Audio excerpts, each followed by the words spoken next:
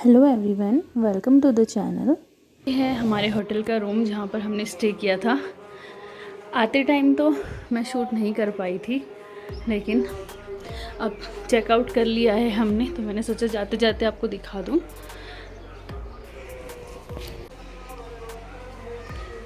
अच्छा स्टे रहा हमारा। जो यहाँ के ऑनर हैं बहुत ही वेलकमिंग हैं। अगर होस्ट वेलकमिंग हो तो आप और चीज़ों में कॉम्प्रोमाइज़ कर लेते हैं। हाँ, ये माउंटेन का वाटर है, पता है आपको? माउंटेन को देने जा रहे हैं। जा रहे हैं अदवे। कैसा लगा आपको होटल? अच्छा, हैप्पी? अब हम कहाँ जा रहे हैं? लेक में जा रहे हैं। हाँ, हम कुछ र्यूमर सुनते हैं कि कश्मीर में जो है सेफ्टी वाइज थोड़ा सा हमें ध्यान रखना पड़ता है, या फिर जगह जगह आपको आर्मी खड़े मिलते हैं। बट हमारा जो एक्सपीरियंस रहा वो बहुत ही पॉजिटिव था। यहाँ के लोग बहुत ही वेलकमिंग हैं। दिल्ली टू लेह लद्दाख की जर्नी में आज हमारा दूसरा दिन है, और क्योंकि कल यहाँ आते आते रात हो गई थी तो हम डल लेक को पास से नहीं देख पाए, इसलिए आज हमारे पास थोड़ा सा टाइम बचा है तो हम वहीं एक्सप्लोर करेंगे। इस होटल का नाम अहाद रेजिडेंसी है। अच्छा,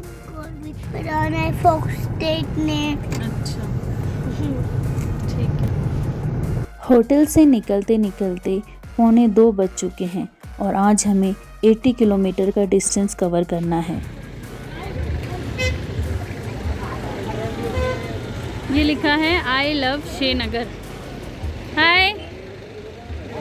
विजिबल ही नहीं है कुछ भी, धूप इतनी तेज है।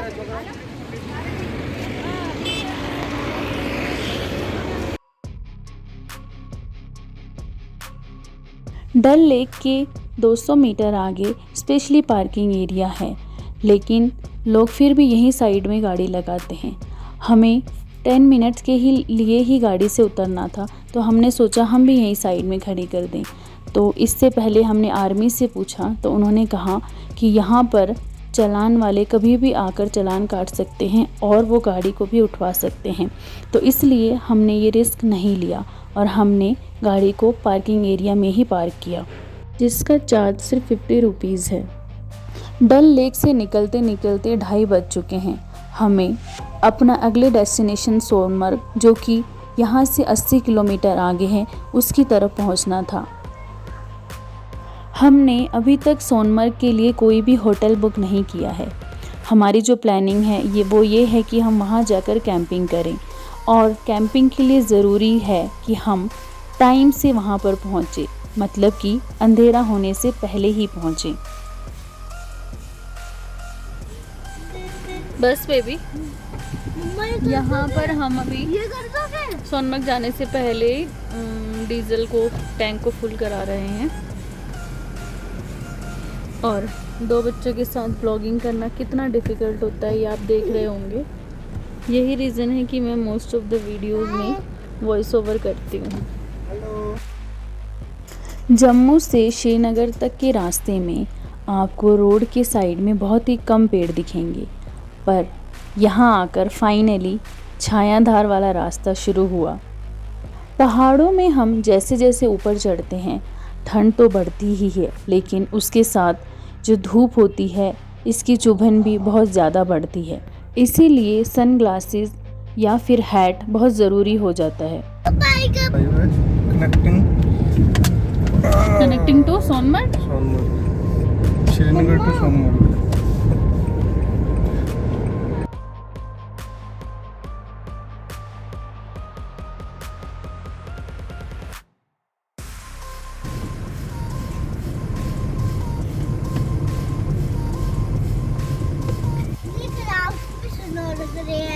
ऊपर क्लाउड सुंदर लग रहे हैं अभी ये तो, लेकिन वो तो क्यों होता है? और वो कोने पे क्या लग रहा है आपको? हम लद्दाख जा रहे हैं। Very good. हम लद्दाख जा रहे हैं। लद्दाख। डैडी मजे कर रहे हैं। डैडी वहाँ पे बहुत ठंड होती है लद्दाख में। स्नो होगी तो फिर वो भी होगी ठंड, फिर क्या करोगे? जुकाम हो जाएगा। जैकेट और ग्लव्स और चश्मा और कैप। अच्छा और मैं ग्लव्स ठीक है। और मैं पहनूंगा मास्क और ग्लव्स और चश्मा और कैप। ठीक है। देखो वहाँ स्नो है, वो माउंटेन्स में। हाँ थोड़े थोड़े स्नो दिखते हैं। हाँ जी। डैडी लद्दाख यहाँ पे नहीं होते, यहाँ पे होते ही नहीं। देखो जंगल शुरू हो गया। जंगल पे तो इतने सारे पेड़ होते हैं। तो पेड़ पे तो शहर बन जाते हैं। क्या बन जाता है? तो पेड़ पे शहर बन जाता है। शहर? स्नो दिखने लगी थोड़ी। अच्छा हाँ जी मैं वही बोल रहा हूँ। लद्दाख पटाख लद्दाख पटाख पो पो पो लद्दाख पटाख पो पो पो लद्दाख पटाख पटाख वो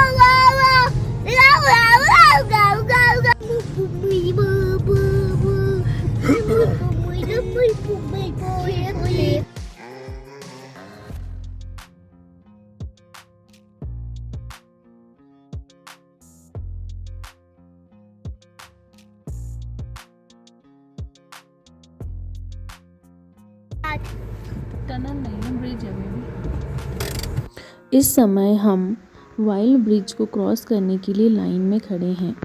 यह जम्मू कश्मीर के वाइल्ड गांव में है। यह ब्रिज सिंध नदी के ऊपर बना है। ब्रिज वन वे होने के कारण आपको लंबी लाइन में वेट करना पड़ सकता है।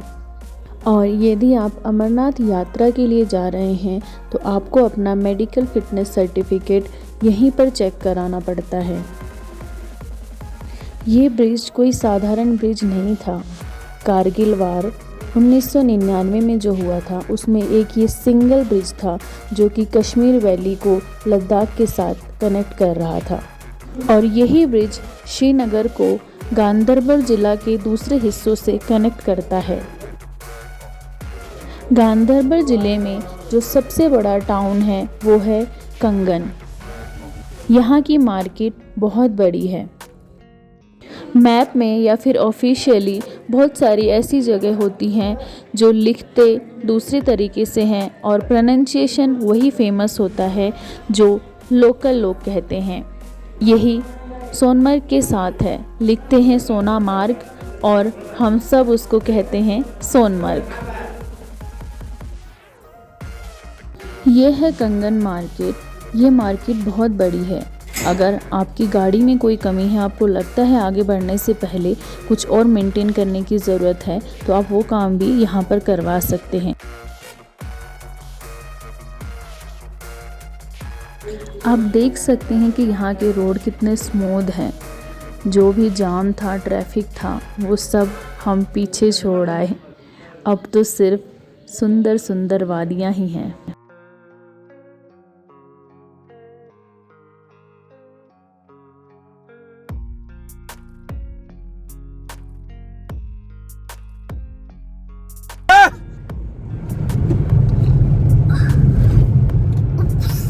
क्या चल रहा है? अरे यार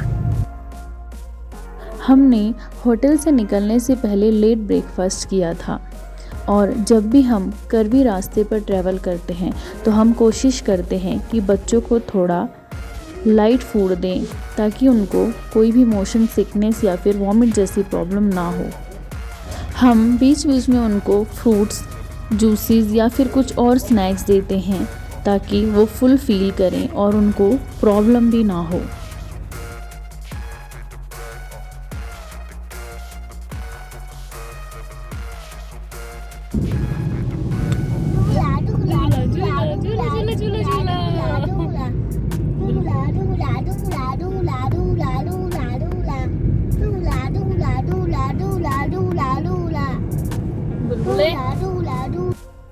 जब भी हम अपने घर से किसी नई जगह पर जाते हैं तो वो केवल घूमना फिरना या फिर मनोरंजन तक सीमित नहीं रहता। हम हर जगह से कुछ न कुछ नया सीख कर ही आते हैं।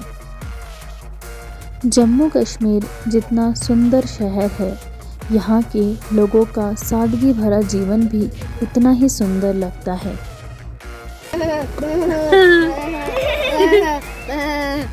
अरे यार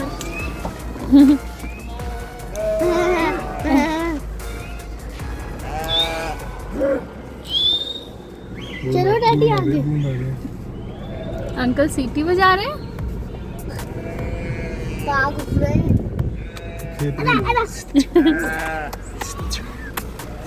ये देखो अंकल इसकी लैंग्वेज।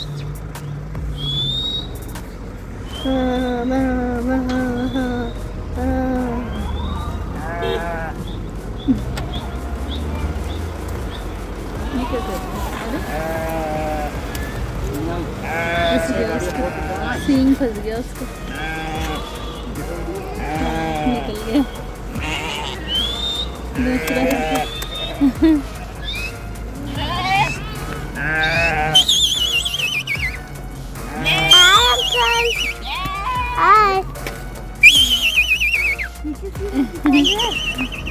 ये औरों के लिए होता होगा बोर यहाँ वेट करना, लेकिन बच्चों के लिए तो ये बहुत ही एंटरटेनिंग होता है। पूरे रास्ते उनको वेट होता है कि कहाँ पर उनको शीप दिखेंगी। कुछ लोगों के लिए ये एंटरटेनमेंट होता है तो कुछ लोगों के लिए ये बोर्डम, जिन्हें वेट करना पड़ता है। लेकिन हमारी जो नज़र गई उन लोगों पर जो कि इसके कारण प्रेशर में आ जाते हैं, और वो थे इन शीप के ऑनर। और उनका प्रेशर तब और भी बढ़ जाता है जब यहाँ के लोकल्स ही हॉर्न बजा बजा कर उनको परेशान कर देते हैं।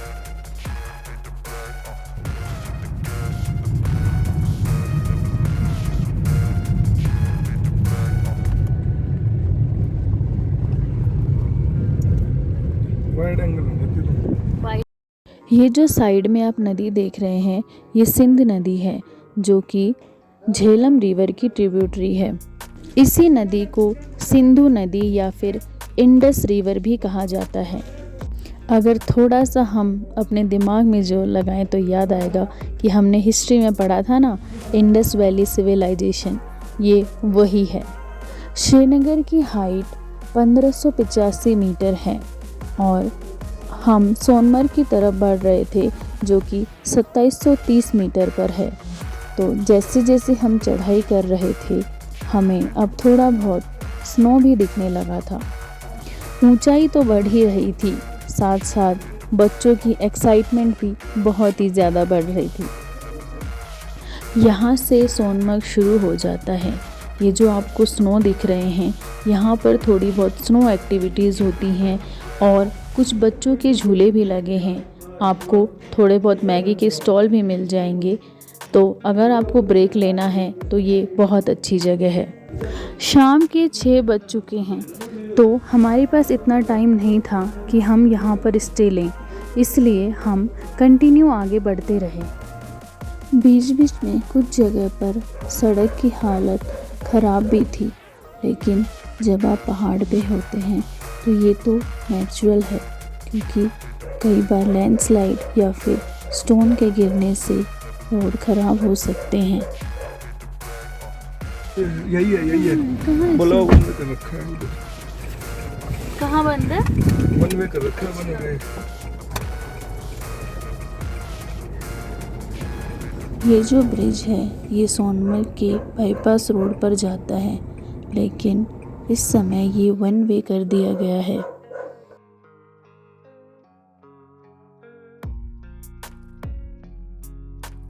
ये जो आपको टेंट लगे हुए दिख रहे हैं, इसमें बकरवाल ट्राइब के लोग रहते हैं। ये अपने साथ अपने भेड़ बकरियों और अपने घोड़ों को लेकर यात्रा वाले रास्ते पर जा रहे हैं, अमरनाथ यात्रा वाले। इन्हीं के घोड़े यात्रा में यात्रियों को लेकर चलते हैं। अभी शाम के 6:15 बजे हैं और हम सोनमर्ग पहुंच चुके हैं।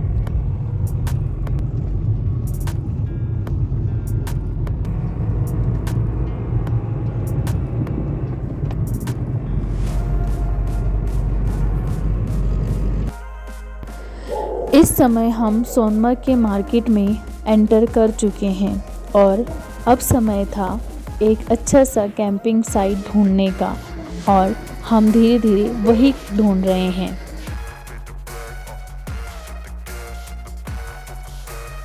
हमारे सोनमर्ग पहुंचते ही हल्की हल्की बारिश शुरू हो गई।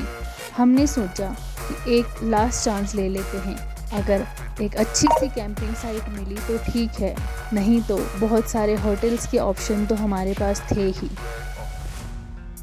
और फाइनली हमें एक साइट दिखी जहां पर एक बकरवाल फैमिली ऑलरेडी थे। हमने सोचा कहीं रात अकेले निकालने से अच्छा है कि आसपास कुछ लोग हों, तो ये सबसे अच्छी लोकेशन लगी हमें।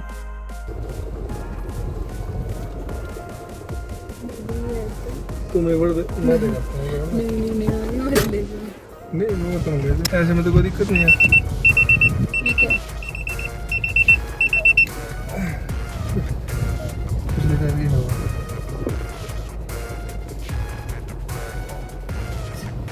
रिवर कितने पास, कैंपिंग कहाँ होगी।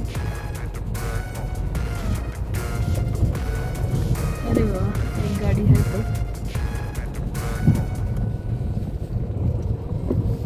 गाड़ी है, कुछ दिख तो रहा नहीं। ट्रेन तो है ही। इस टाइम हमारा छोटा बेटा अगस्त्य सो रहा था, तो ये बहुत अच्छा टाइम था कि कैंपिंग का जो भी काम था वो उसके उठने से पहले हम फिनिश कर लें, क्योंकि अगर वो उठा हो तो हमारे लिए बहुत मुश्किल हो जाता है मैनेज करना। अपने कैंपिंग साइट तक पहुँचते पहुँचते बारिश थोड़ी और बढ़ने लगी थी, लेकिन हमने तो पहले ही डिसाइड कर लिया था कि आज हमें कैंपिंग ही करनी है।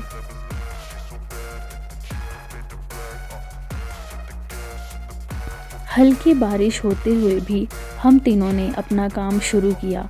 अद्वै हमारी पूरी हेल्प कर रहा है और अगस्त्य इस टाइम गाड़ी में सो रहा है।